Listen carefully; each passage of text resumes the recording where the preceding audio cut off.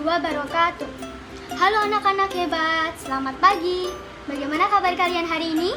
Semoga kalian semua diberikan kesehatan oleh Allah Subhanahu wa Ta'ala. Perkenalkan, nama Ibu Diana Kumala Syarifah, bisa dipanggil Ibu Mala. Ibu Mala adalah salah satu mahasiswa PPL Universitas Negeri Semarang. Hari ini, Ibu Mala yang akan mendampingi kalian semua belajar dari rumah.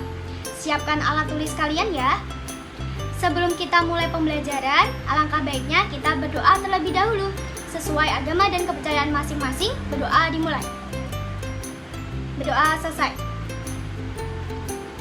Ibu Mala mengucapkan terima kasih kepada wali murid yang mendampingi anaknya dalam belajar dari rumah. Meskipun kalian belajar dari rumah, kalian harus tetap semangat dalam menuntut ilmu dan tidak ada alasan untuk bermalas-malasan dalam mengerjakan tugas yang diberikan oleh Bapak atau Ibu guru ya. Bagaimana anak-anak? Sudah siap menerima pembelajaran hari ini? Tentunya kalian harus siap dan semangat dalam menerima pembelajaran hari ini. Pada kesempatan kali ini, Ibu Mala akan memberikan materi kepada kalian tema 5, pahlawanku, subtema 3, sikap kepahlawanan, pembelajaran pertama.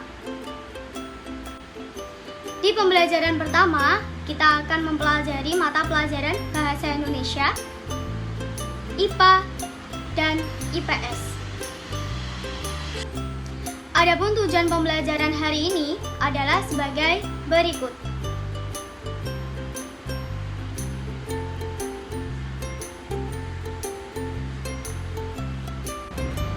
Anak-anak hebat, apakah kalian tahu siapa tokoh pahlawan yang ada pada uang kertas Rp5.000?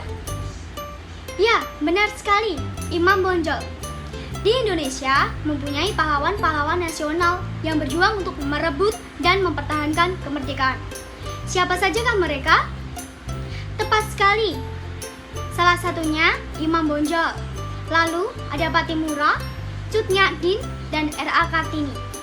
Sikap kepahlawanan seperti apa yang mereka miliki? Pintar.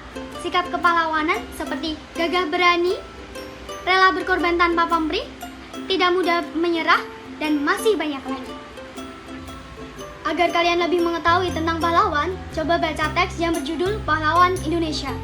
Ibu beri waktu 5 menit ya untuk membaca. Sudah anak-anak membacanya? Setelah kalian membaca teks tersebut, Ibu tanya kepada kalian, sikap kepahlawanan apa saja yang terdapat pada teks?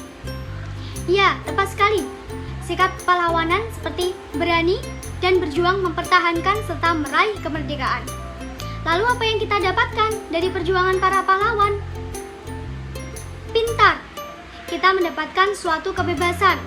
Kebebasan menggapai suatu cita-cita, kebebasan memilih pendidikan, dan kebebasan mengemukakan pendapat. Banyak pahlawan dari berbagai wilayah di Indonesia yang berjuang demi kemerdekaan dan kemajuan Negara Kesatuan Republik Indonesia. Sekarang, kamu akan mengenal beberapa pahlawan yang ada di Indonesia.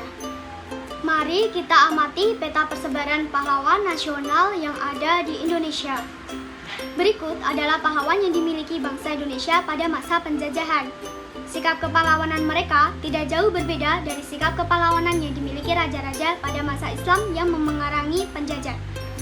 Persebaran pahlawan di Indonesia adalah sebagai berikut. Di Pulau Sumatera terdapat 2 pahlawan nasional, yaitu Cut Nyak Dien dari Aceh dan Sisingamangaraja 12 dari Sumatera Utara. Di Pulau Jawa terdapat pahlawan nasional yang bernama Dewi Sartika dari Jawa Barat dan Pangeran Diponegoro dari Yogyakarta. Sedangkan di Pulau Kalimantan terdapat Pangeran Antasari dari Banjarmasin, Kalimantan Selatan. Dari Maluku ada Pattimura dan dari Papua ada Sales Papare. Setelah kalian membaca teks tentang pahlawan Indonesia dan mengamati peta persebaran pahlawan nasional di Indonesia, adapun informasi yang sudah kalian ketahui tentang pahlawan nasional, apa saja informasinya anak-anak? Ya, tepat sekali. Informasi yang telah kita dapatkan adalah pengertian pahlawan. Yang kedua, nama-nama pahlawan yang ada di Indonesia. Dan yang ketiga, asal daerah para pahlawan. Coba kalian catat di buku tulis kalian informasi yang sudah kalian dapatkan tentang pengertian pahlawan, nama-nama pahlawan, dan asal daerahnya.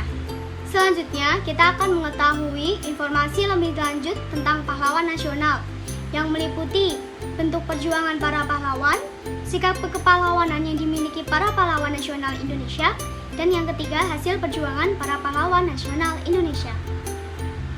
Berikut terdapat gambar tentang pahlawan nasional yang ada di Indonesia. Tindakan apa saja yang dilakukan oleh tokoh-tokoh tersebut sehingga mereka disebut sebagai pahlawan nasional? Mari kita pelajari lebih lanjut. Untuk mengetahuinya, kita akan membaca kembali teks sejarah pahlawan Pattimura. Berikut ini adalah salah satu gambar pahlawan nasional Indonesia, yaitu Pattimura. Kapten Pattimura adalah pahlawan dari Maluku. Beliau lahir pada tanggal 8 Juni 1783. Pattimura memimpin rakyat Maluku melawan kekejaman Belanda. Pihak Belanda menguasai perdagangan rempah-rempah di seluruh kepulauan Maluku. Rakyat diharuskan menjual hasil pertaniannya dengan sangat murah. Pada tahun 1817, perlawanan rakyat Maluku yang dipimpin oleh Pattimura berhasil merebut benteng Dorstad di Saparuna. Setelah berulang kali kalah melawan pasukan Pattimura, Belanda akhirnya meminta bantuan pasukan dari Jakarta. Keadaan menjadi berbalik, Belanda makin kuat dan rakyat Maluku terdesak.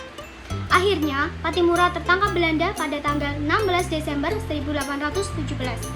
Pattimura menjalani hukuman mati di tiang gantungan. Anak-anak hebat, setelah kalian membaca teks tentang perjuangan Pattimura, sikap kepahlawanan apa saja yang dimiliki Pattimura? Ya, tepat sekali. Sikap kepahlawanan yang dimiliki Pattimura dan para pahlawan nasional Indonesia lainnya, pertama, rela berkorban. Artinya, para pahlawan Indonesia berbuat apapun dengan ikhlas, tidak mengharap pujian atau imbalan.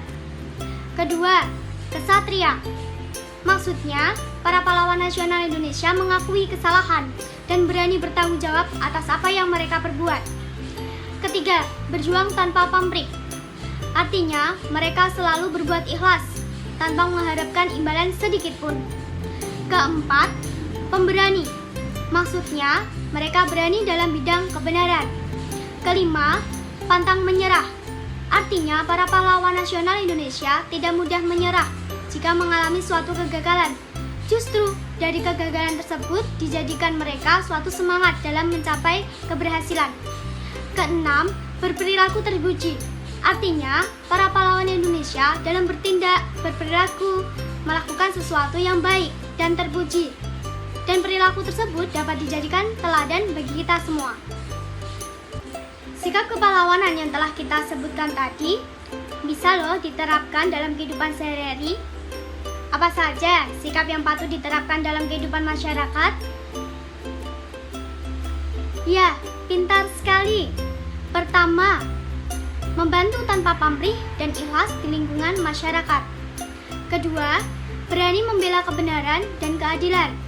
Ketiga, rela berkorban untuk kepentingan bangsa dan negara. Keempat, jujur dan bertanggung jawab. Kelima, mengutamakan kepentingan bangsa negara atau kepentingan umum. Keenam, rasa cinta tanah air dan pantang menyerah. Ketujuh, bertindak terpuji dalam kehidupan sehari-hari. Itulah sikap kepahlawanan yang bisa kita terapkan dalam kehidupan bermasyarakat. Kalian telah mengetahui Pattimura berjuang melawan penjajah Belanda supaya kekayaan alam di Indonesia yang berupa rempah-rempah tidak dikuasai oleh mereka. Selain Pattimura, Indonesia memiliki pahlawan nasional lainnya yaitu Bung Tomo. Mari kita pelajari lebih lanjut peninggalan sejarah salah satu pahlawan nasional Indonesia yaitu Bung Tomo. Ibu Mala akan memberikan teks bacaan tentang salah satu peninggalan sejarah yaitu mobil Bung Tomo. Coba kalian baca teks tersebut. Sudah selesai anak-anak membacanya? Perlu kalian tahu bahwa ada salah satu hal yang membedakan mobil Bung Tomo dengan mobil sekarang, adalah posisi kaca spion. Mobil Bung Tomo hanya memiliki satu kaca spion yang berada di dalam mobil. Kaca spion adalah salah satu bagian terpenting dari suatu kendaraan. Kaca ini bisa menghasilkan bayangan lebih kecil dari ukuran benda sebenarnya. Bagian lain dari mobil Yang terpenting adalah lampu. Pada lampu terdapat permukaan cekung yang menyerupai cermin cekung. Cermin cekung ini berfungsi untuk memfokuskan cahaya sampai jarak jauh. Berkaitan dengan hal tersebut, kita belajar mengenal sifat-sifat cermin. Sebelumnya, kalian harus tahu terlebih dahulu apa itu cermin. Cermin merupakan salah satu benda yang dapat memantulkan cahaya. Apakah kalian ingat materi sifat-sifat cahaya? Bagus jika kalian masih ingat. Salah satu sifat cahaya yaitu dapat dipantulkan. Cahaya yang dipantulkan oleh cermin merupakan salah satu contoh pemantulan teratur. Berdasarkan bentuk permukaannya, cermin dibedakan menjadi 3. Cermin datar, cermin cekung, dan cermin cembung. Setelah mengetahui macam-macam cermin, kita akan mempelajari sifat-sifat cermin. Dimulai dari cermin datar. Sebelumnya, apakah kalian pernah berkaca di kaca rias? Kaca rias merupakan salah satu contoh benda yang menggunakan cermin datar. Ketika kalian sedang berkaca di kaca rias, bayangan yang terbentuk adalah bersifat tegak, artinya bayangan kalian tidak miring atau menceng. Maya, yang berarti bayangan bisa dilihat di dalam cermin tetapi tidak bisa ditangkap oleh layar. Sama besar, yang artinya ukuran bayangan sama dengan ukuran benda. Selain itu, posisi kalian dengan posisi yang ada di cermin juga berubah. Posisi kanan akan menjadi posisi kiri, dan posisi kiri akan menjadi posisi kanan. Kedua, cermin cembung. Contoh benda dengan menggunakan cermin cembung yaitu bagian cembung sendok makan dan kaca spion. Coba kalian lihat atau berkaca di bagian cembung sendok makan atau berkaca di kaca spion. Bayangan yang terbentuk pada cermin cembung adalah maya, tegak, dan diperkecil. Diperkecil dalam hal ini artinya ukuran bayangan lebih kecil daripada ukuran benda. Yang ketiga adalah cermin cekung. Pada cermin cekung, sifat bayangan disesuaikan dengan letak benda. Jika benda-benda dekat dengan cermin cekung, bayangan benda akan bersifat tegak, diperbesar, dan semu atau maya. Sedangkan jika benda-benda jauh dengan cermin cekung, bayangan bersifat nyata, terbalik, dan diperkecil. Anak-anak hebat, apa yang telah kamu pelajari hari ini? Hari ini kita telah belajar pertama, menuliskan informasi suatu teks. Kedua, mengetahui sikap-sikap kepahlawanan. Ketiga, mempelajari jenis cermin beserta sifat-sifatnya. Ada yang ingin ditanyakan anak-anak terkait materi yang disampaikan? Jika ada yang ingin bertanya, silakan. Sudah paham anak-anak tentang materi yang Ibu sampaikan? Alhamdulillah jika kalian semua telah paham apa yang Ibu sampaikan. Bagaimana perasaan kalian setelah mendengarkan penjelasan dari Ibu? Mengasyikkan bukan? Untuk mengukur pemahaman kalian, coba kalian kerjakan soal evaluasi pada yang telah Ibu berikan ya. Tugas ini dikerjakan paling lambat tanggal 16 November. Jangan lupa mengerjakan tugas ya anak-anak. Sekian materi yang Ibu sampaikan. Terima kasih kepada kalian yang telah memperhatikan penjelasan materi dari awal sampai dengan akhir. Semoga apa yang Ibu sampaikan bisa bermanfaat buat kalian semua. Tetap patuhi protokol kesehatan. Jangan lupa memakai masker jika keluar rumah. Jangan lupa mencuci tangan dengan sabun. Terapkan social distancing. Stay home, stay safe, and stay healthy. Semoga kita semua dalam lindungan Allah Subhanahu wa Ta'ala. Ibu minta maaf apabila dalam menerangkan materi Ibu banyak salah kata. Wabillahi taufiq wal hidayah. Wassalamualaikum warahmatullahi wabarakatuh. Sampai jumpa anak-anak.